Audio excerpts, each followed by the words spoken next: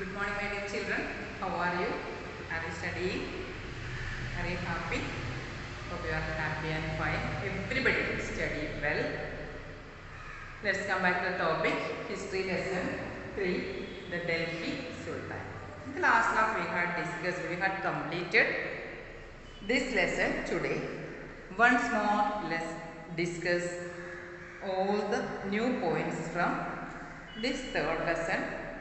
Delhi Sultans. Some important definitions. Let's look from this section. First one is birthright. That is page number 33.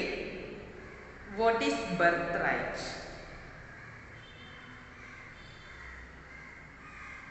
Privileges claimed on account of birth. Privileges claimed on account of birth, that is birthright. For example, people believe that nobles inherited their rights to govern because they were born in certain families. അതായത് ഡൽഹി സുൽത്താൻമാരുടെ കാലത്ത് താരീഖിൻ്റെ authors പറയുന്നത് എന്താണ്, അന്നത്തെ കാലത്ത് റൂളേഴ്സിനെ അല്ലെങ്കിൽ ഒഫീഷ്യൽസിനെ, അതായത് royal ഫാമിലിയിൽ നിന്നോ സർട്ടൻ ഹൈ പൊസിഷനിലുള്ള ഫാമിലിയിലോ നിന്നൊക്കെയാണ് എടുത്തിരുന്നത്.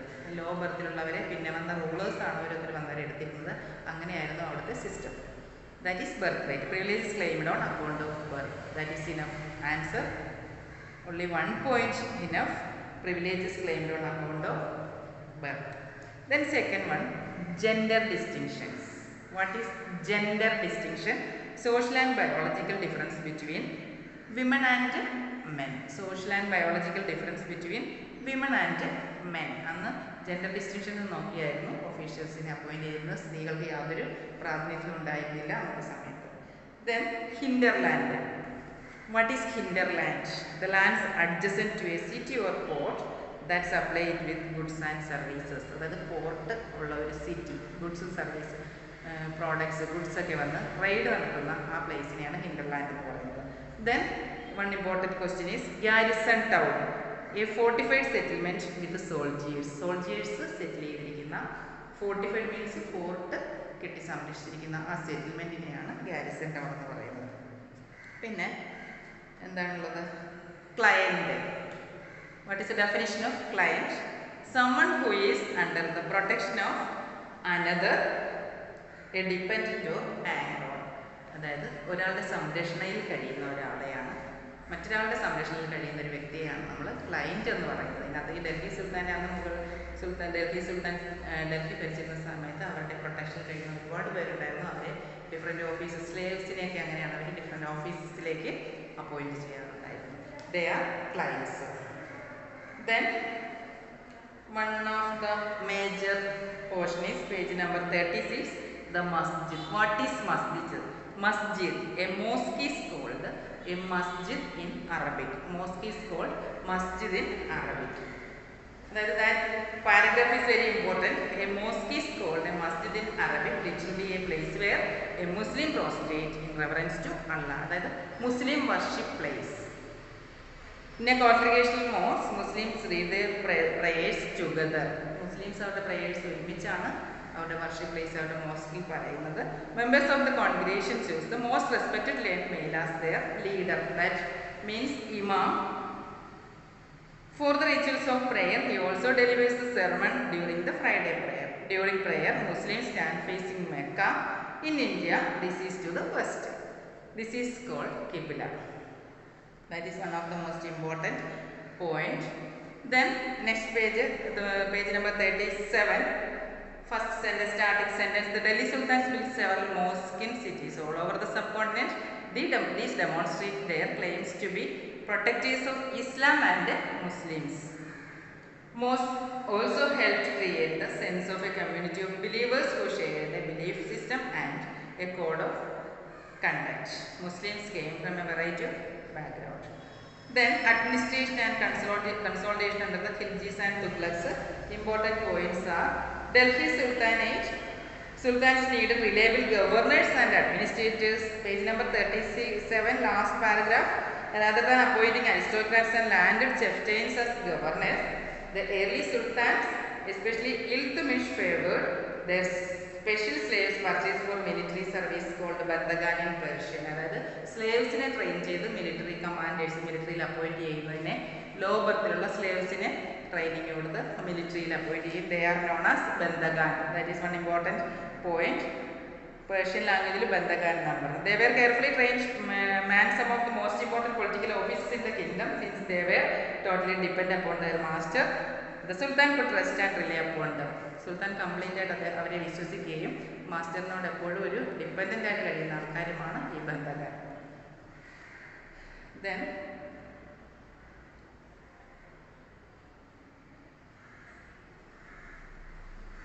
the patronage of these humble people by the Delhi Sultans also shocked many elites, and the authors of Persian Tamari criticized the Delhi Sultan for appointing the low and paid to high officers. ഇങ്ങനെ high military പോലുള്ള military service പോലുള്ള high ഓഫീസേഴ്സിലൊക്കെ ഇതുപോലുള്ള law ബർത്തിലുള്ള സ്ലേവ്സിനെ appoint ചെയ്യുന്നതിന് വളരെ എതിർപ്പുകളൊക്കെ നേരിട്ടു. Like the earlier Sultan, the Khalji and the Tughlaq monarchs appointed military commanders as governors of territories of varying sizes. അത് important ആണ്, most important point 39, page number 39. The Khalji and Tughlaq monarchs appointed military commanders as governors of territories of varying sizes. These lands were called Iqtas and their holder was called Iqtadar. Everybody underline and study that points. Iqta, what is Iqta and Iqtadar? അതായത് Khalji and Tughlaq monarchs appointed military commanders as governors of territories of varying sizes. These lands are called Iqtas and landholders were called Iqtadar or Mukti. Then the duty of the Muktis was to lead military campaigns and maintain law and order in their Iqtas. What is the duty of these Muktis or Iqtadar? The duty of the Muktis was to lead military campaigns and maintain law and order in their Iqtas. The Muktis collected the revenue for their assignment as salary. Then these hard conditions of service were rigorously imposed during the reigns of Alauddin Khilji and Muhammad Tughlaq. Accountants were appointed by the state to check the amount of revenue collected by the Muktis. Care was taken that the Mukti collected only the taxes prescribed by the state and that he kept the required number of soldiers. Then, as the Delhi Sultan brought the hinterland of the cities under their control, they forced the landed chieftains, the Samanta aristocrats and rich landlords to accept their authority. Under Alauddin Khilji, the state brought the assessment and collection of land revenue under its own control. The rights of the local chieftains to levy taxes were cancelled and they were also forced to pay taxes. The Sultan's administrators measured the land and kept careful accounts. Some of the older chieftains and landlords served the Sultanate as revenue collectors and assessors. There were Alauddin Khilji, Muhammad Tughlaq mentioned the 3 types of taxes ആയിരുന്നു അവർ impose ചെയ്തിരുന്നത്. First one is on cultivation called ഖരാജ്, അതായത് കൃഷി ചെയ്യുന്നതിനുള്ള tax. ഇപ്പോൾ സെമിന്ദാർമാരുടെ ഫീൽഡിൽ agriculture ഫീൽഡിൽ അത് റെൻറ്റ് ചെയ്തിട്ട് ലേബറേഴ്സ് കൃഷി ചെയ്യും. പക്ഷേ അവരുടെ പ്രോഡക്റ്റിൻ്റെ 50% ഈ സെമിന്ദാർമാർക്ക് കൊടുക്കണം. അപ്പോൾ on cultivation called Kharaj. Kharaj is one type of tax and amounting to 50% of the peasants' produce. Second one is on cattle and third one on houses. Cattleസിനെ വളർത്തുന്നതിനും ഹൗസസ് കൺസ്ട്രക്ട് ചെയ്യുന്നതിനും വേണ്ടിയുള്ള ടാക്സസ്. അങ്ങനെ 3 types of ടാക്സ് ആയിരുന്നു അലാവുദ്ദീൻ ഖൽജിയുടെ കാലത്തും മുഹമ്മദ് തുഗ്ലക്കിൻ്റെ കാലത്തും കർഷകരിൽ നിന്നും ഇമ്പോസ് ചെയ്തിരുന്നത്.